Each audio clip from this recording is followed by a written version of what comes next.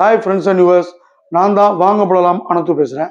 இன்னைக்கு நம்ம ஜெயம் ரவி, நித்யா மேனன் நடிப்பில் உதயநிதி ஸ்டாலினோட மனைவி கிருத்திகா உதயநிதி எடுத்திருக்கிற படம் காதலிக்க நேரமில்லை. இது தியேட்டர் ரிலீஸ் ஆகி ஓடாமல் இப்போ நெட்ஃப்ளிக்ஸ் வந்திருக்கு. இந்த படத்தை பற்றி தான் பார்க்க போகிறோம். ஜெயம் ரவிக்கு ஒன்று பெருசாக பிரதர் ஓடலை, இப்போ அதுக்கடுத்து இந்த படம் வந்திருக்கு. பட் ஒரு போல்டான கதையை சூஸ் பண்ணியிருக்காரு. அவர் ஒரு மேரேஜே வேணாம் அப்படின்னு நினைக்கிறார். அதாவது கமிட்மெண்ட்டே இல்லாமல் ஜாலியாக சுற்றணும், ரெஸ்பான்சிபிலிட்டி கூடாதுன்னு அந்த திராவிட பெரியார் சித்தாந்தத்தில் உள்ள ஆள் போட்டிருக்கு. குழந்தை மட்டும் வேணான்ற, மற்றபடி ஜெல்ஸாலாம் ஜாலியாக இருக்காரு. இந்த பக்கம் அவரோட லவ்வராக இருக்கிறவங்க மாடலிங் குழந்தை வேணுன்றாங்க, ஒரு கூட்டம் பிரிஞ்சிடறாங்க. ஒரு பக்கம் நித்யா மேனன் பார்த்தீங்கன்னா சரக்கடிக்கிறாங்க, லிவிங் ரிலேஷன்ஷிப்பில் இருக்காங்க. பட் இருந்தாலும் நமக்கு ஒரு இண்டிவிஜுவலாக ஒரு ஐஎஃப் மெத்தடில் கூட நம்ம குழந்தை வேணும்னு நினச்சி குழந்தைய தேடுறாங்க. இவங்க ரெண்டு பேரோட வாழ்க்கை எப்படி பயணப்படுதுன்றது தான். இது நல்ல நாட்டு, அது முடிஞ்ச எவ்வளோ சொதப்பலா எடுக்க முடியுமோ ஒரு சொதப்பலா எடுத்து வச்சிருக்காங்க.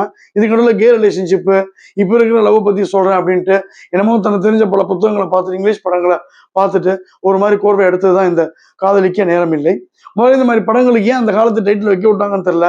ஏற்கனவே நாயகன் ஒரு படத்தை எடுத்து, கமலஹாசன் படம் சூப்பராக இருக்கும், அதை போய் நீங்கள் கூகுளில் சர்ச் பண்ணீங்கன்னா நம்ம ரித்தீஷ் ஏதோ டப்பா டான்ஸ் ஆடிட்டு இருப்பாப்புல.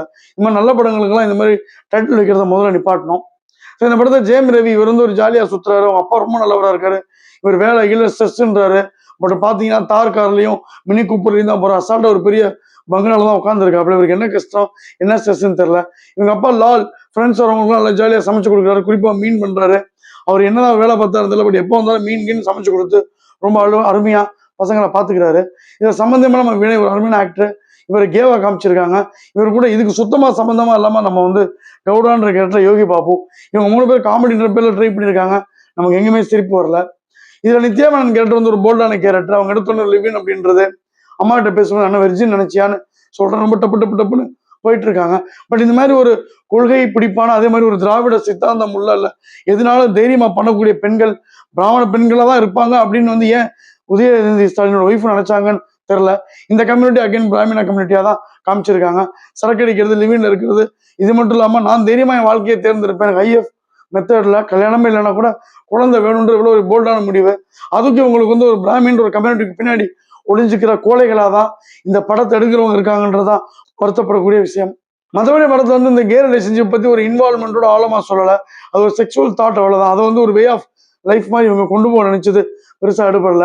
பப்ல பார்த்துக்கிறது, அப்புறம் எப்பயோ விட்டு போன லவர் திரும்பவும் இன்டர்வலுக்கு அப்புறம் தேடி இவங்க கூட சுத்துறது, இந்த பொண்ணுங்களோட வேலையே இல்லைன்ற மாதிரி இருக்கு. ஜெயம் ரவி ஹைட்டுக்கு நித்யா மேனன் பெரிய ஸ்டூல் அளவுக்கு ஹைகல்ஸ் போட்டாலே நெஞ்சுக்கு தான் வராங்க. இப்போ அதுவும் போடலன்னா யோசிச்சுக்குங்க, அவங்க கற்பனைக்கே விட்டுடுறேன்.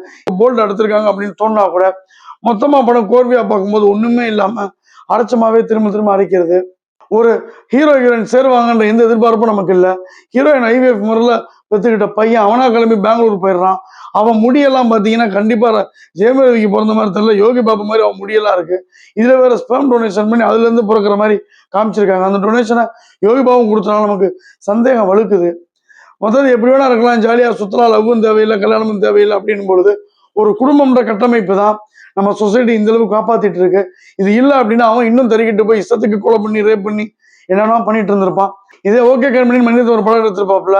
அவர் இந்த வயசுல அவ்வளோ யூத்தா அவ்வளோ படத்தை ரொம்ப இந்த இருக்கிற ஜென்ரேஷன் ஏற்றுக்கிற மாதிரியும் கிளைமேக்ஸ் நல்லா முடிவாக கொடுத்துருப்பாப்புல. அதை பார்த்து சூடு போட்ட மாதிரி சுத்தமாக எந்த விதமானது நம்மளால லைக்க முடியாத அளவுக்கு படம் இருக்கு. ஏஆர் ரஹ்மான் மியூசிக் வழக்கமாக இதுலையும் வேஸ்ட் பண்ணியிருக்காரு. ரீரெக்கார்டிங் சூப்பராக இருக்கு. படத்தோட கேமரா, அந்த லொக்கேஷன்ஸ் எல்லாமே நல்லா இருக்கு.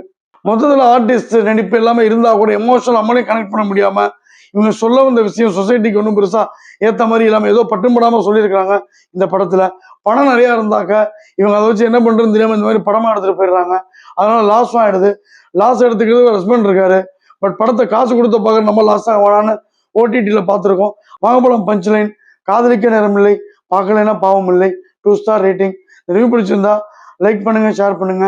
வாங்கப்படம் சேனல் பிடிச்சிருந்தா மறக்காம சப்ஸ்கிரைப் பண்ணுங்க. நன்றி, வணக்கம், பாய்.